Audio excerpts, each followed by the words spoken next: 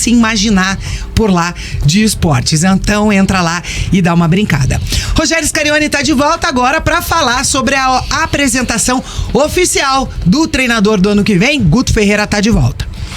Pois é, TT, hoje pela manhã o Coritiba anunciou de forma oficial seu novo treinador visando a temporada 2024. É um velho conhecido da torcida, né? Guto Ferreira, menos de um ano após a sua saída, retorna ao Alto da Glória. E hoje pela manhã ele conversou com os jornalistas, né? Conversou com a imprensa e pôde falar um pouco sobre as expectativas. Ele que inclusive evitou falar sobre a sua saída, disse que isso ficou no passado, então ele não gostaria de falar sobre aquele momento que ele saiu. Achei que até de uma forma saiu ali meio pela tangente, né? Meio ensaboado, porque existiu uma polêmica muito grande no momento da saída dele. O próprio empresário do Guto Ferreira disse que a SAF teria decidido pela saída por ele não contar com o perfil que era desejado para o Coritiba, né, daquele momento em diante. E aí agora, né, 11 meses depois, a própria SAF busca ele para ser ali o nome da reconstrução do Coritiba, né? O responsável por buscar o acesso na próxima temporada. E o Guto chega já falando, ele que né, destacou que gostaria de falar sobre o futuro, ele chegou destacando e falando sobre a alegria dele em retornar e sobre o projeto ambicioso do Coritiba. Dizer que a gente está muito feliz de estar retornando. Retornando para um projeto que a gente conversou, talvez um dos projetos mais ambiciosos do futebol brasileiro para o momento. E o que a gente gosta disso é de desafios como esse, desafios que nos movam a crescer cada vez mais, a buscar situações que possam nos fazer melhor dentro do mercado, né? Num grande clube, um clube que tem acima do seu escudo uma marca que não é para qualquer um, uma marca de campeão brasileiro, e é sempre um orgulho muito grande a gente estar trabalhando em clubes desse porte. O que nos move são essas situações. Alegria muito, muito grande de estar aqui nesse momento. Palavras do técnico Guto Ferreira. O Guto que também falou sobre a montagem do elenco para 2024 e falou que espera um Coritiba mais competitivo para a próxima temporada. O objetivo é fazer, primeiro, uma equipe competitiva, muito competitiva. Primeiro que o Coritiba necessita ser sempre uma equipe muito competitiva, porque hoje, dentro do cenário mundial, quem não for competitivo não se estabelece. Depois vai se qualificando para que essa competitividade possa causar desequilíbrios contra os adversários, desequilíbrios positivos contra o adversário. E na sequência o Guto Ferreira também falou sobre a boa relação que ele tem com o executivo de futebol do Coritiba, o Júnior Chávari, que foi peça fundamental, inclusive, para a vinda do treinador ao Coritiba. O Chávari, que já trabalhou com o Guto no Bahia e teve ali, ganhou destaque do novo treinador do Coritiba, principalmente pelo seu conhecimento de futebol. E algo que chamou bastante atenção na entrevista, inclusive, foi uma quebra de protocolo, como o próprio Carlos Amodeu, CEO do clube, acabou falando ali quando ele toma a palavra, né, na entrevista, algo que não era esperado. Na própria entrevista de apresentação, que era do Guto Ferreira, ao final, o próprio Carlos Amodeu, ele pede a palavra para explicar uma situação que aconteceu no clube durante a semana, né? A dispensa de 5 jogadores, entre eles o zagueiro Henrique, que causou estranheza a toda a torcida. E o Amodeu, ele também explicou sobre essa situação do Henrique. Tomamos a decisão de iniciar o planejamento de 2024, liberando antecipadamente das atividades do dia a dia, né, alguns atletas que já tinham um contrato vencendo no final do ano. Dentre eles, e é sobre ele que eu quero falar, né, foi citado aqui, é o Henrique, né, que foi usado aqui a expressão de que o Henrique foi dispensado. Eu acho essa uma expressão muito pesada para um jogador que foi forjado no Curitiba, um jogador que tem uma linda história no futebol brasileiro e mundial, né, e uma vinculação com o Curitiba de forma bastante importante. E que foi um jogador extremamente importante, não só um atleta, mas uma das nossas lideranças no nosso elenco, um dos nossos capitães do nosso elenco, que recepcionou a diretoria da SAF, que nos deu todo o suporte para que a gente pudesse conhecer o clube, ter a visão, o entendimento do DNA do clube, mas que tinha, ao final do ano, o seu contrato encerrando depois de algumas temporadas. E considerando o nosso objetivo de fazer uma reformulação de elenco e também aliado ao fato de que o Henrique fez uma lesão muscular, inclusive no jogo contra o Cruzeiro, salvo engano, na Vila Capanema, e vinha retornando de lesão, e nós teremos apenas mais 2 jogos até o final do ano. Houve então um comum acordo entre o nosso executivo de futebol, o Júnior Chávari, e o atleta, para que ele também fosse liberado antecipadamente para seguir a sua vida. Mas eu quero aproveitar aqui para agradecer ao Henrique, dizer que nós somos muito gratos por todo o trabalho que ele teve, toda a sua história no Curitiba. Ele é um dos grandes ídolos da história do Curitiba e assim sempre será, e tenho certeza que terá ainda sucesso. Aí, palavras do CEO do Coritiba, Carlos Amodeu, ele que se disse obrigado, né? Se sentiu obrigado a dar essa explicação ao torcedor alviverde, que realmente foi pego de surpresa com essa... ele, como ele diz, não gostaria que fosse falado em dispensa do jogador, e sim uma liberação, porque o clube acaba, né, tendo novos pensamentos. O clube deseja ter uma renovação na próxima temporada, e aí o Henrique foi liberado de forma antecipada, já que vem de lesão e não teria tempo para jogar as próximas partidas do Campeonato Brasileiro, já que o campeonato tem mais apenas 2 rodadas a serem disputadas. E aí tem algumas questões, né, que eu queria bater. Primeiro, Rogério, você estava lá, a gente falou sobre isso fora do ar. A gente falou bastante aqui, um pouquinho antes do teu retorno, né? Eu estava na sua função e a gente falou bastante sobre a questão da saída do Guto Ferreira. O Guto Ferreira, o jornalista Jorge Nicola faz um vídeo no início do ano falando que falou com o Guto Ferreira, e o Guto Ferreira disse pra ele que a saída dele foi por conta da SAF do Curitiba. A SAF do Curitiba queria ter um técnico estrangeiro e o Curitiba na sequência fecha com o Antônio Oliveira. O empresário do Guto Ferreira falou sobre isso também pra imprensa, que a saída dele foi por conta da SAF. Vocês perguntaram sobre isso, vocês falaram sobre isso na coletiva, e ele não quis falar da saída, né? Ele não quis tocar nesse assunto. Inclusive foi uma pergunta feita por um companheiro nosso. Ele começa... Eu gostaria também de abordar esse assunto até de uma forma um pouco diferente. Era a pergunta que eu faria na sequência. Porque eu acho que é o que mais traz dúvidas à torcida nesse momento, né? Ficou uma saída meio que com explicações divergentes. Sim.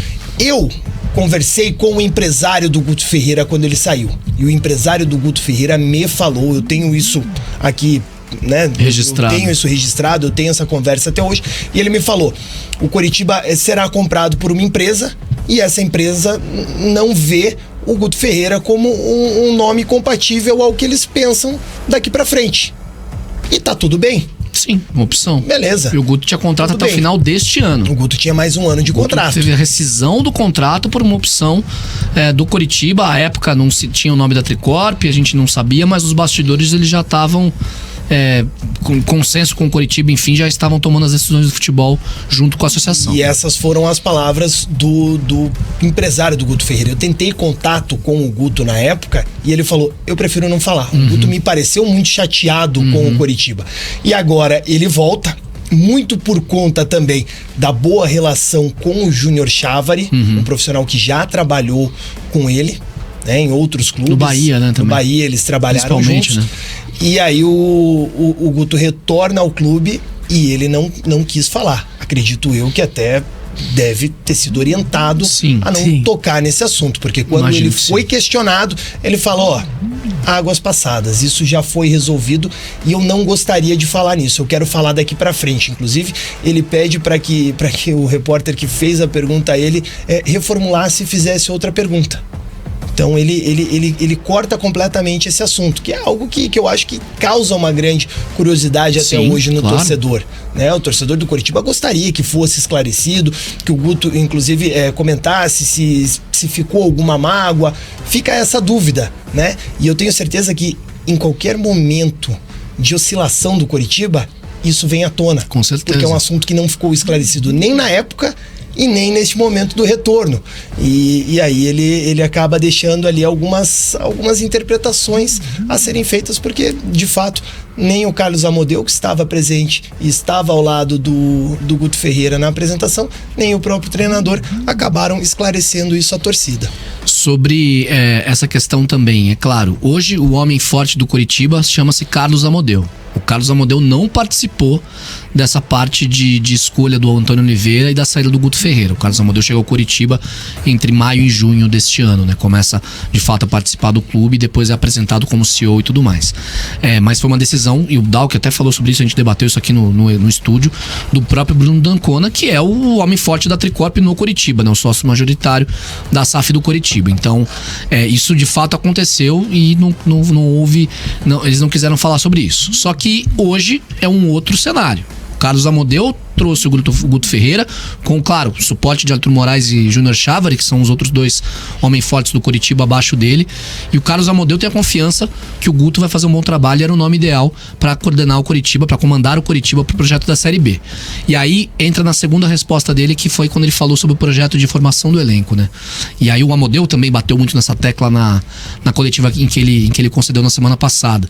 O Coritiba vai querer ter um time protagonista para a Série B, um time experiente para a Série B, jogadores que têm o perfil da competição, não necessariamente um time que vai ser a base da Série A de 2025 em caso de acesso. Sim. E acho que o Arilson é uma grande prova disso, um volante de 30 anos de idade, fez 30 anos ontem, né, a gente comentou, e que um cara que tem experiência, jogou as últimas 3 temporadas no Criciúma.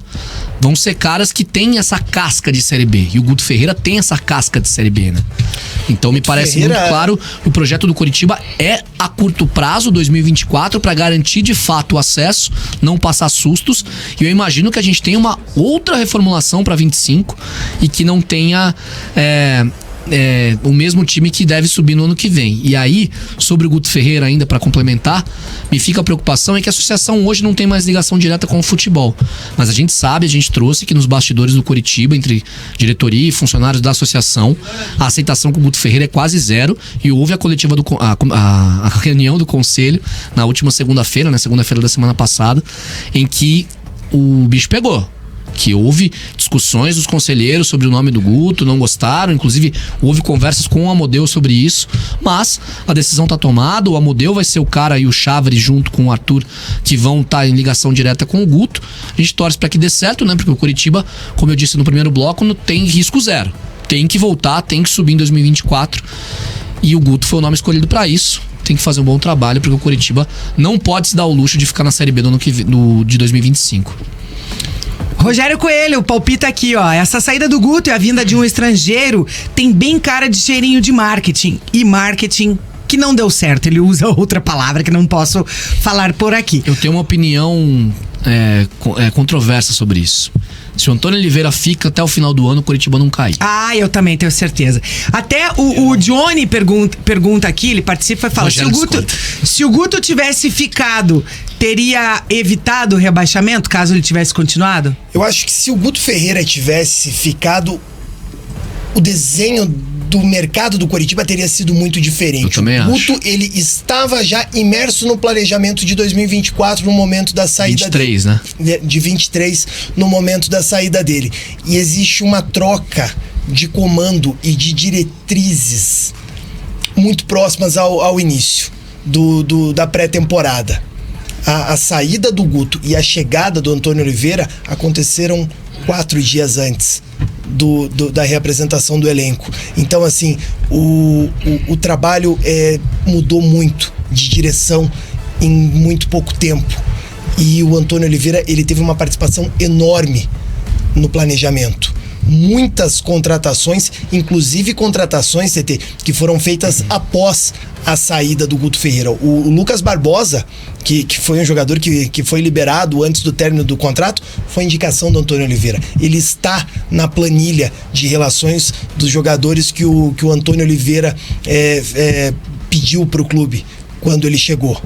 Então, assim, ele participou muito dessa montagem. Muitos jogadores que estão aqui foram pedidos do próprio Antônio Oliveira. Então eu acho que se ele fica, a gente tem um Coritiba muito diferente. Claro, não dá pra gente prever, né? Não, dizer futebol não tem o si, claro. Qual seria, né, o destino do Coritiba na temporada. Mas a cara do Coritiba seria outra. Como é que um time montado pro Antônio e que ainda com reforços que vieram a pedido do Guto lá atrás ia dar certo na mão de outros treinadores? É difícil. O planejamento é difícil. Foi muito complicado. Se a gente pegar bastidores do Coritiba, por exemplo, no momento da saída do Zago, o Coritiba tem 2 jogadores muito bem encaminhados, que é o Charles, volante. É verdade. Jogou no Internacional, jogou no Ceará, tá no futebol da Bulgária. O Charles tá no Ludogorets. Eu não lembro, pode ser, eu realmente não lembro. E também o Cláudio Vinck, lateral direito. Quando o Coritiba demite o Antônio Carlos Zago após a partida contra o Grêmio, ele praticamente deixa esses jogadores. O Charles tá na Dinamarca. Na Dinamarca. Tá no Midtjylland. No Midtjylland, exato. Eu não lembrava onde ele tava, eu não lembrava. E aí o que acontece? 2 jogadores que estavam encaminhados, que estavam apalavrados com o Coritiba, são... Era o Charles e, perdão? E o Vinck, lateral direito. O Cláudio Vinck, também então, jogou no assim, Inter. São 2 jogadores que, cara, o Coritiba abandona. Isso mostra que não existia um caminho, né? Não existia um planejamento. O treinador queria, eles servem. O treinador saiu, eles não servem mais. Então, assim, não há coerência dentro das contratações, né? Vai muito pela opinião dos treinadores. E aí você troca de treinador, só que esses jogadores permanecem. Sim. E aí fica aquela bagunça, né? Jogadores que chegaram para ter protagonismo com o Antônio Oliveira, como é o caso do Rodrigo Pinho, não jogaram após a saída dele. Pois é. O Diego Lopes pergunta aqui se o Potker não tinha sido pedido do Guto. O Guto, ele participou sim, ele teve a opinião, mas ele foi... O Potker foi contratado pelo Departamento de Futebol do Coritiba. Participações da galera por aqui, o Léo Souza. O Coritiba é pura bagunça. Se for pensar em profissionalismo, a gente decide pular de um prédio. Calma, isso tá mudando, aos poucos o vai Luiz mudar. Correia dizendo que faltam palavras pra descrever a bagunça que é o Coritiba. O Johnny comenta que faltou respeito ao Henrique, deveriam ter feito um jogo de despedida pra ele, né? Até por tudo que ele fez dentro da história do Coritiba. Sobre isso ninguém falou nada. Não. Teve só esse pronunciamento final ali do próprio Amodeu, mas eu concordo que o Coritiba parece que não teve tato nessa saída do... Nem do Henrique, nem do Rafinha. Então, eu ia falar sobre isso. E aí vai, da Tia Lourdes. O Henrique era tão simples, final de contrato, faltando 3 jogos. Espera até o final do ano. Sim. Faz não precisa nem. Eu acho que não precisa nem de um jogo. O Henrique houve uma Faz nota. uma postagem, agradece a história dele. Foram tantos jogos, chegou no Coritiba, agora encerra um ciclo aqui. Muito obrigado. E pronto. Era muito fácil. Espera uma semana, 10 dias e agradece o jogador pelos serviços prestados, né? Muito obrigado por tudo que você fez pelo Coritiba, pela sua dedicação e pronto. Não, eles se colocam na zona de tiro nesse momento. Eu acho que são de uma duas forma desnecessária. Eu acho que tem 2 questões. Primeiro, sobre como funcionam as SAFs. O Ronaldo Fenômeno mandou o Fábio embora. O Fábio foi campeão da Libertadores pelo Fluminense. Porque entendia pelo salário, pela situação do Cruzeiro, pela idade avançada do jogador, que o Fábio não era mais peça fundamental para esse Cruzeiro. Versão SAF do Ronaldo Fenômeno na Série A do Brasileiro. Pega o Cruzeiro na B, sobe com o Fábio e aí acaba dispensando o jogador. A falta de tato, para mim, eu lembro do que o Wilson falou pra gente aqui na bancada. Empresa funciona assim, pela experiência que ele tem no mercado, enfim, em outras áreas, não só no futebol. Mercado funciona assim. Você tem aqui para fazer, você tem a data tal, se você não fizer, tchau, um abraço e acabou. O profissionalismo de empresa tem muito essa questão de ou você cumpre ou você tá fora. Pro Coritiba e pro futebol, essas SAFs que entraram no futebol brasileiro, tem muito disso. O jogador tem um salário alto, o jogador não tá incluído no projeto e tudo mais, tchau e obrigado. Só que a falta de tato é colocar o Henrique numa nota que tem Lucas Barbosa, que tem Samaris, que botar tem no Gessé mesmo Rodrigues. saco que essa galera. Esse eu achei o problema. E aí eu te mando o contraponto como pergunta. Se a SAF tem esse pensamento empresarial, como o próprio Wilson falou aqui, então... O Arthur, tchau, então. Então, e vai haver a reunião do Conselho dia 8 de dezembro, ó, daqui a exata uma semana. Hoje é Diga o que eu digo, mas não faço o que eu faço, galera. Dia 8 de dezembro tem a reunião do Conselho, na qual vão participar os 4 sócios da Tricorp, mais o Wilson Ribeiro de Andrade, que é o conselheiro da administração. Eles vão delimitar o planejamento para 2025 e vão debater, inclusive, os papéis de Amodeu, Arthur e, claro, o Cháveres chegou agora, imagino que não. O Arthur é pauta. Então, isso vindo... Isso vai acontecer. São de uma pessoa de dentro do conselho. Então, isso vai acontecer. Isso vai acontecer. Pode ser que a gente tenha novidades na diretoria do Coritiba para 2024. Isso vai ser pauta do conselho daqui a exata uma semana, dia 8 de dezembro. Então, eles serão avaliados. E o Wilson falou bastante sobre isso aqui na entrevista que ele concedeu pra gente, inclusive. Só sobre a questão do Henrique ainda, TT. O Coritiba tá no direito, tá? O contrato do Henrique se encerra no final do ano. De não renovar com o atleta. Inclusive na Europa há um hábito. Falta 3, 4 meses pro contrato acabar. 20 anos, teu contrato vai acabar no final da temporada. Boas férias. Você não será mais utilizado no Coritiba, enfim, no time na próxima temporada. E o jogador continua atuando, mesmo tendo fechado contra o clube ou não tendo fechado, sabendo que não vai ficar. Termina o vigor do seu contrato e... Obrigado pelos serviços prestados. Caso do Zé Ivaldo, né? Eu utilizaria o Zé Ivaldo até o final do ano nessa premissa. Ele fechou com o Cruzeiro no ano que vem, mas tem contrato com o Atlético até o final do ano. Por que não utilizar o Zé Ivaldo até o final do ano, ainda mais com tanta necessidade? Ontem, se fosse Zé Ivaldo pela esquerda no lugar do Matheus Felipe, era outro jogo. Com certeza. Pela característica. Participação do Luizinho Yensen. Beijo pro Porque Luizinho. Pois é. Mas aí o jogador também tem que mostrar profissionalismo pelo clube que recebe o salário. Eu tenho certeza que não faltaria o Henrique. Tenho certeza absoluta. Um cara de um caráter gigante, um cara que tem um carinho, um respeito enorme pelo Coritiba. O Henrique, ele abriu mão de salários para retornar ao Coritiba. O Henrique fez o que o Rafinha e o Miranda não quiseram fazer pelo amor à camisa. Exatamente. E aí eles não estão errados, eu acho que faltou. O Rafinha e o Miranda não estão errados. O Miranda tá errado porque o Miranda prometeu. A forma que o Miranda prometeu pra mim em entrevista, tem essa entrevista gravada no microfone da Rádio Coxa, prometeu. Então, se não vai cumprir, não prometa. Então não prometo, tudo bem. Eu ouvi algumas coisas do próprio, do presidente da época, né? Do nosso saudoso Renato Folador na época, que a forma com que foi conduzida as conversas do Miranda deixaram o Coritiba muito chateado. Exatamente. O Henrique, ele fez exatamente ao contrário. O Henrique não prometeu nada. E no momento que ele foi procurado, ele deixa o futebol europeu, ele abre mão de propostas do futebol árabe para voltar para o Coritiba em uma Série B. Sim. Coisa que poucos jogadores fizeram e fazem. E aí eu acho que falta. Tá aí o parceiro dele, o Kusevich, não quer nem jogar a Série B. E não vai Chegou jogar, ontem. E não vai jogar. O Farias também. O Farias também. Mas o Henrique ainda tinha uma situação diferente, né? Tinha um mercado diferente do Farias. Tiveram carreiras, né? Bastante. O Henrique jogador de Copa do Mundo. Jogou Copa do Mundo. O Henrique foi convocado. Ele não entrou em campo, mas ele foi convocado pra Copa do Mundo. E aí o Henrique, cara, futebol europeu, jogou na Napoli, foi contratado pro Barcelona. Mas né, no Napoli, pô, né? Na Napoli. Vai ficar bravo. É a Tombense, é a Napoli. Vamos fazer uma cola aqui. Esses caras sempre gostam do... Você não habla, né? Então é a Palmeiras, né? Como que não habla? A sociedade. A Cala Derecha, como que não habla? Pô,